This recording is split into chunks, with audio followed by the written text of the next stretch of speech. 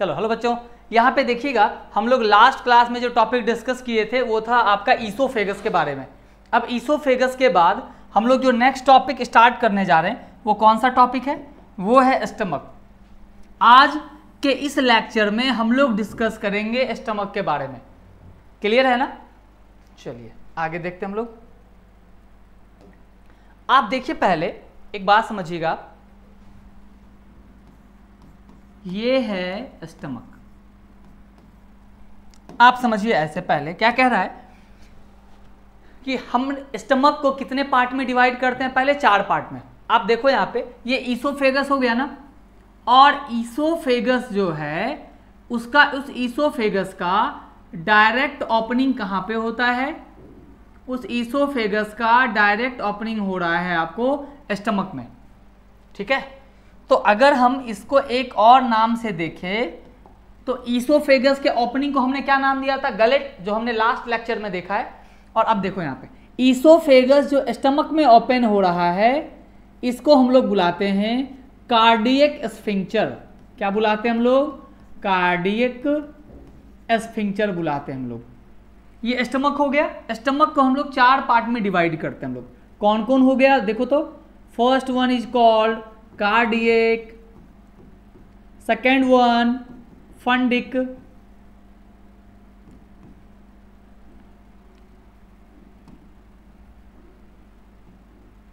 क्या बोलते हैं इसको हम लोग? इसको बोलेंगे फंडिक। तीसरा क्या हो गया? Body. And the last one is called pyloric. हमने स्टमक को कितने पार्ट में डिवाइड किया? 4 पार्ट में डिवाइड किया, कार्डियक, फंडिक, बॉडी और पाइलोरिक। पहले हम इसको नोट कर लेते हैं, उसके बाद आगे डिस्कस करते हैं। आप देखो यहाँ पे stomach is divided into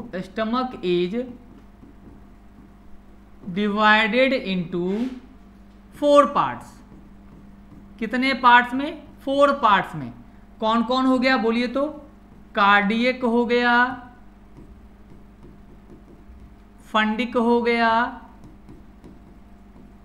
body हो गया, और कौन हो गया बेटा? पाइलोरिक हो गया। हम क्या करेंगे, ह्यूमन का स्टमक तो पढ़ना ही है, इसके पहले हम आपको रूमिनेंट एनिमल के स्टमक के पार्ट्स के बारे में बताते हैं। वहां से क्वेश्चंस राइज होते हैं नीट के एग्जामिनेशंस में। ठीक है, तो रूमिनेंट एनिमल कहते किसको? पहले आप ये समझो, रूमिनेंट एनिमल कहते हैं वैसे एनिमल को जो जुगाली करता हो, मतलब खाना को खाने के बाद फिर बाद में आराम से चबाते रहता हो। अच्छा, आप ऐसा सोचो, एक क्वेश्चन यहाँ पे पूछा जाता है, गाय को ही हम लोग माता क्यों कहते हैं, भैंस को क्यों नहीं कहते हैं? गाय दूध देती है, भैंस भी दूध देती है, लेकिन फिर भी, और दोनों के ही दूध को हम पीते हैं, फिर भी गाय को ही माता कहा गया, भैंस को नहीं कहा गया। ऐसा इसलिए है बेटा क्योंकि जब भी कोई बच्चे का जन्म होता है वो पहले माँ के दूध को पीता है, और माँ के बाद पहला मिल्क वो गाय का ही पीता है। अब आप बोलोगे सर वो गाय का ही क्यों पिया? क्योंकि भैंस के दूध में फैट बहुत ज़्यादा है, और उतने फैट को छोटा बच्चा डाइजेस्ट नहीं कर पाएगा, इसलिए हम लोग काऊ मिल्क पहले प्रीफर करते हैं। तो माँ के बाद पहला मिल्क उसने कौन से एनिमल का पिया? काऊ का पिया, इसलिए उसको माँ का दर्जा दिया गया। इस बात को आप ध्यान देना। तो पहले हम देखते हैं कि रूमिनेंट एनिमल के स्टमक के बारे में हम डिस्कस करते हैं। पहले इसको नोट कर लो फटाक से। देखो यहां पे हम क्या लिखेंगे? यहां पे stomach of ruminant animal, ruminant animal, stomach of ruminant animal. तो हम लोग इसके स्टमक को बेटा डिवाइड कर रहे हैं। आप देखो यहाँ पे इसके स्टमक को हम डिवाइड कर रहे हैं 4 पार्ट में। कौन कौन हो गया? तो पहले को हम बोलते हैं रुमन, दूसरे को हमने क्या नाम दिया है? दूसरे को नाम दिया हमने rectum. The third one is called omasum, and the last part is called abomasum. आपको क्या पता चला? गाय, भैंस, बकरी, ऊंट, इन सब के पेट को कितने पार्ट में डिवाइड किया जाता है? 4 पार्ट में। ये चारों पार्ट हैं इन एनिमल का। अब आप ऐसे समझो कि इस पार्ट में होता क्या है। फर्स्ट 2 पार्ट जो बेटा, ये जो फर्स्ट 2 पार्ट है, इस दोनों पार्ट में मिथेनोजेनिक बैक्टीरिया पाया जाता है। हम क्या लिखेंगे? Methanogenic bacteria is present, methanogenic bacteria is present which helps in digestion of cellulose, जो किसके डाइजेशन में हेल्प करता है, सेलुलोज के डाइजेशन में हेल्प करता है। अब देखो ये सेलुलोज आता कहाँ से, हम किसी भी कच्चे चीज को खाएंगे, जैसे कच्चा गाजर खाते हैं, कच्चा मूली खाते हैं, कोई भी कच्चा फल, कच्चा सब्जी को अगर हम खाएंगे उससे सेलुलोज निकलता है। वो सेलुलोज हमारा बॉडी डाइजेस्ट नहीं कर सकता है। हाँ, एक वक्त था जब वो सेलुलोज को हम डाइजेस्ट करते थे क्योंकि हमारे पास फंक्शनल अपेंडिक्स पाया जाता था, बट नाउ अडेज हमारे पास अपेंडिक्स तो है बट वो वेस्टिजियल ऑर्गन हो गया, वो नॉन फंक्शनल हो गया है, ठीक है ना।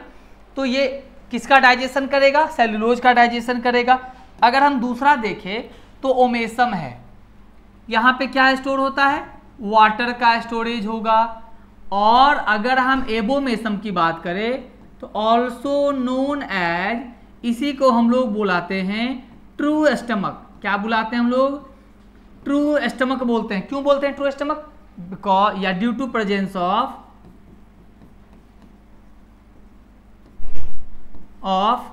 डाइजेस्टिव एंजाइम्स, यहां पर प्रेजेंट होता है डाइजेस्टिव एंजाइम्स, और डाइजेस्टिव एंजाइम के प्रेजेंट होने के कारण एबोमेसम को हम लोग बुलाते हैं ट्रू स्टमक। ये क्लियर हो गया। तो आपका रूमिनेंट एनिमल का ये पार्ट क्लियर हो गया, इसको आप नोट कर लो फटाक से। चलो आते हैं बेटा नेक्स्ट पे अब हम लोग, ठीक है। आओ, हमने क्या देखा कि जो स्टमक है उसको कितने पार्ट में डिवाइड किया गया था, 4 पार्ट में डिवाइड किया गया था ना। 4 पार्ट में हमने डिवाइड किया था। कौन कौन था वो चारों पार्ट, कार्डियक, फंडिक, बॉडी और पाइलोडिक, ये चारों पार्ट था। अब हम क्या करते हैं कि हमने क्या किया, स्टमक को ट्रांसवर्स सेक्शन काटा, कट किया हमने उसको।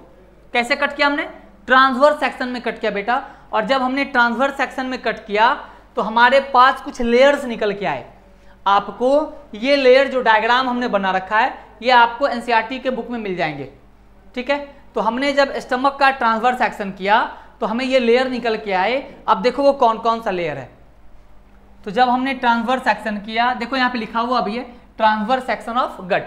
अब गट हमने इसलिए लिखा क्योंकि जितने भी हमारा जो कंप्लीट एलिमेंट्री कैनाल है वो पूरा का पूरा एलिमेंट्री कैनाल कितने पार्ट में कटा हुआ है, सॉरी डिवाइडेड है, वो 4 मस्कुलर लेयर में बना है, सेरोसा, मस्कुलैरिस, सब म्यूकोसा और म्यूकोसा। पहला लेयर कौन सा हो गया, सेरोसा, दूसरा क्या हो गया, मस्कुलैरिस, तीसरा क्या हो गया बेटा, सब म्यूकोसा, और चौथा क्या हो गया, म्यूकोसा। क्लियर हो गया ना। अब आओ, अब देखो यहाँ पे ये सेरोसा है, ये मस्कुलैरिस, ये भी और ये दोनों मस्कुलैरिस है। आप गौर से देखोगे यहाँ पे तो मस्कुलैरिस का जो इनर लेयर है ये सर्कुलर है, जबकि आउटर लेयर क्या है, लॉन्गिट्यूडिनल है। यहां से क्वेश्चन अराइज होता है, इनर लेयर कैसा हो गया, सर्कुलर, और आउटर कैसा है, लॉन्गिट्यूडिनल है, ठीक है ना। ये ल्यूमेन है, ये खाली जगह है, ये खाली जगह है बेटा जहां से भोजन पास करेगा, ऐसा, ठीक है। चलो ये आपका हो गया, जिस 4 लेयर हो गया। अब क्या है, अगर हम देखें स्टमक में, अगर इसको हम लोग ट्रांसवर्स सेक्शन में एक तरह से कट करें अगर हम, तो देखो हमको एक नजर आएगा, एक बार आप ऐसे समझो। जब हम इसको कट करेंगे तो देखो क्या होगा, ये मान के चलो ये सेरोसा हो गया, ये कौन सा लेयर हो गया बेटा, ये हो गया सेरोसा, ठीक है। दूसरे लेयर पे हम लोग आते हैं, देखो यहां पे दूसरे लेयर पे आते हैं, है ना। तो दूसरा लेयर क्या था आपका,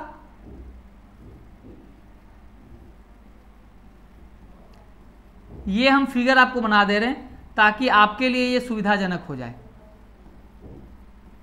आप आसानी से यहां से क्लेरिफाई कर सकते हो कि कौन कैसा दिखता है और कहां पे क्या है।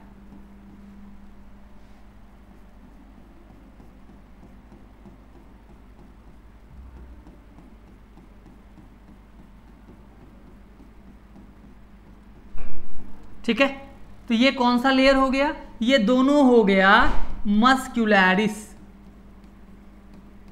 तो एक सेरोसा हो गया, ऊपर वाला क्या हो गया, मस्क्यूलैरिस हो गया। मस्क्यूलैरिस के बाद अगर हम आएंगे तो देखो हमको क्या मिलता है, ये वाला जो लेयर है बेटा ये है सब म्यूकोसा। ये कौन सा लेयर है, ये है बेटा सब म्यूकोसा। ये है सब म्यूकोसा और इसके ऊपर वाला जो लेयर है इसको हमने नाम दिया म्यूकोसा।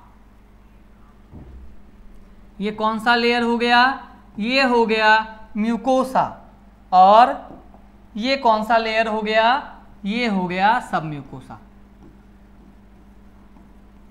ठीक है, अब देखो क्वेश्चन क्या एराइज होता है वो समझते हैं हम लोग पहले।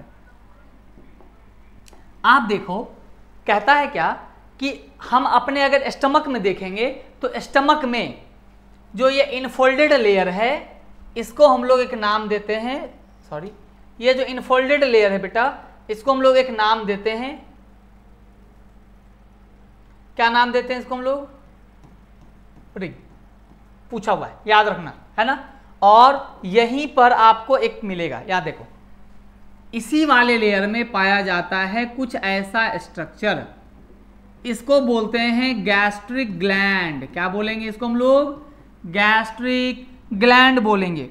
ये क्वेश्चन पूछा हुआ हम लोगों से, क्या पूछा है, गैस्ट्रिक ग्लैंड हमारे स्टमक के कौन से लेयर में पाया जाता है, तो म्यूकोसा में पाया जाता है। हम लोग इसको लिख लेंगे, gastric gland is present in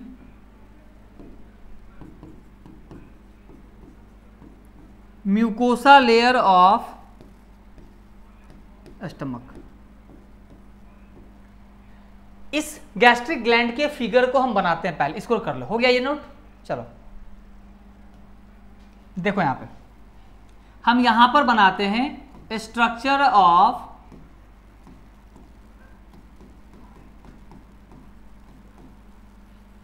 gastric gland. देखो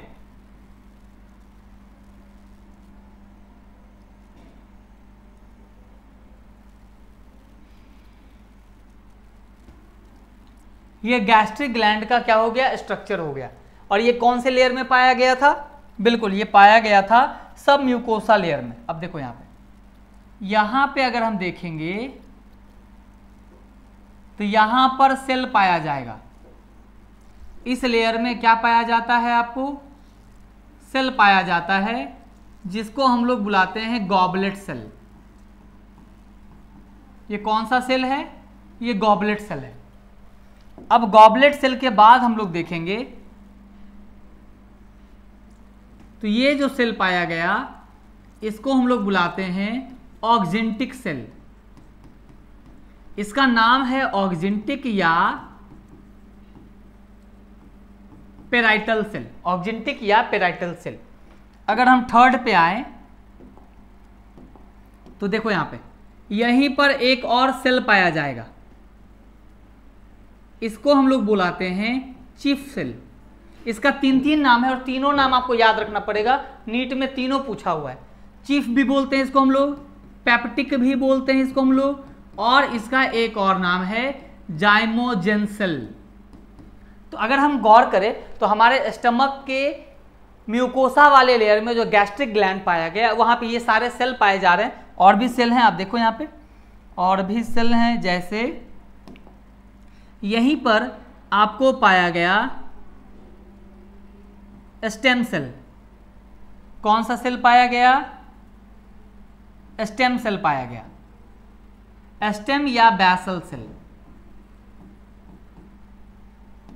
अगर हम देखें तो यहीं पर एक और सेल पाया जाएगा बेटा, जिसको हम लोग क्या बुलाते हैं, जिसको हम लोग बोलेंगे अर्जेंटाफिन सेल।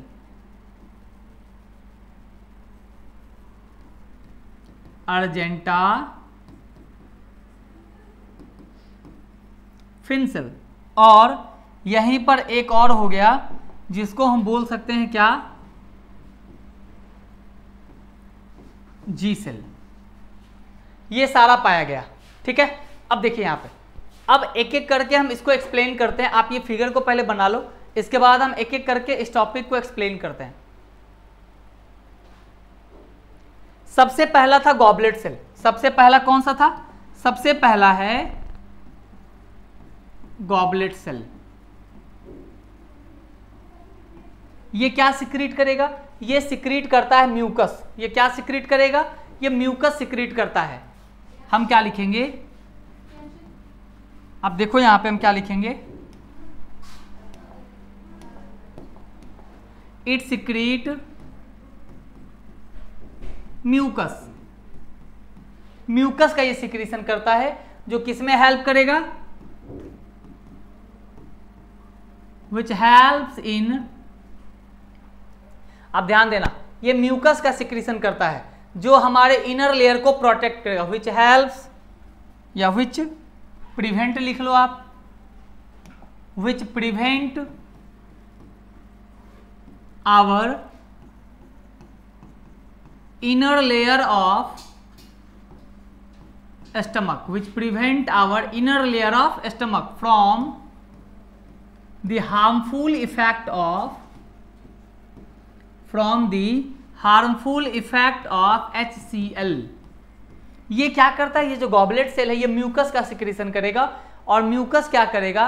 हमारे पेट के इनर लेयर को डैमेज होने से बचाएगा, HCl के इफेक्ट से बचाएगा। दूसरे आते हैं, दूसरा पॉइंट पे। सेकेंड पॉइंट क्या है गॉबलेट सेल के बाद? ऑक्जेंटिक या पेराइटल सेल। ऑक्जेंटिक या पेराइटल सेल ये क्या सिक्रीट करेगा?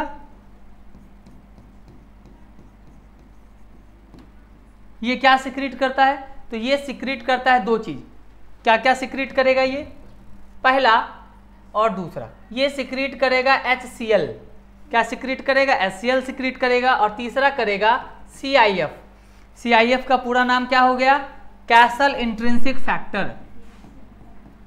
Castle intrinsic factor. अब देखिए ये जो कैसल इंट्रिंसिक फैक्टर है ये किसके एब्जॉर्प्शन में हेल्प करता है? ये हेल्प करेगा, it helps in the absorption of, it helps in the absorption of vitamin B12। ये विटामिन B12 के एब्जॉर्प्शन में हेल्प करेगा। कौन? CIF, Castle intrinsic factor. और विटामिन B12 हमको मिलता कहां से है? We get vitamin B12 from meat and curd. Meat and curd. Meat और कर्ड से ही हमको क्या मिलता है? विटामिन B12 मिलता है। ये टॉपिक हो गया ना? यहां तक को आप फटाक से नोट कर लो पहले। चलिए नेक्स्ट आते हैं हम लोग। नेक्स्ट अगर हम डिस्कस करेंगे तो हमको क्या पता चलता है? आप देखो यहां पे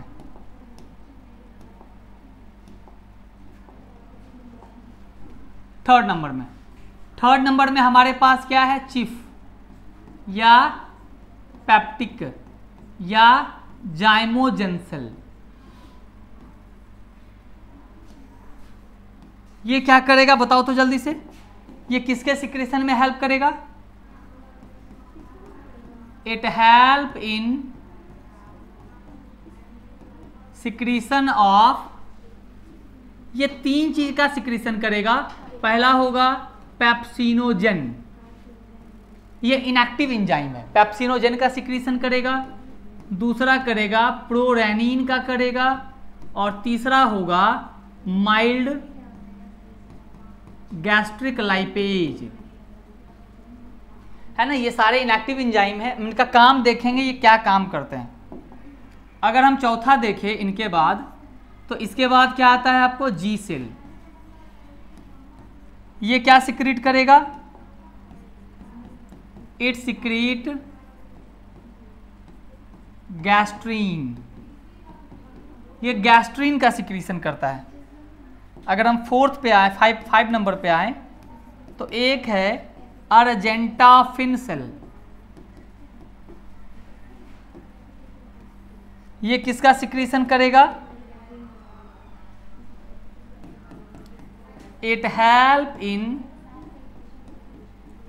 सिक्रीशन ऑफ, ये किसका सिक्रीशन करेगा? सेरोटोनिन। ये किसका करेगा? सेरोटोनिन का करेगा।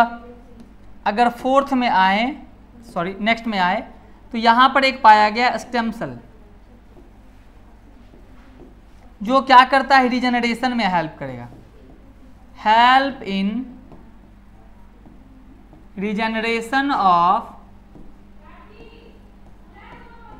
Damage cell. जो सेल डैमेज हो गया है उसको फिर से रिजेनरेशन में हेल्प करता है। तो ये हमारे पास ये टॉपिक हो गया। ठीक है, हम लोग देखते हैं नेक्स्ट। इसके बाद स्टमक खत्म करने के बाद हम लोग देखते हैं स्मॉल इंटेस्टाइन के बारे में। स्मॉल इंटेस्टाइन क्या है, और इसके बाद हम लोग देखेंगे लार्ज इंटेस्टाइन का। अगर देखें हम स्मॉल इंटेस्टाइन को, तो आप यहाँ पे देखो, पहले ये हो गया ना स्टमक, ये पाइलोरिक हो गया, और यहाँ ओपनिंग हो रहा है आपको ड्यूडेनम में। इस पार्ट को हम लोग बुलाते हैं पाइलोरिक स्फिंक्टर।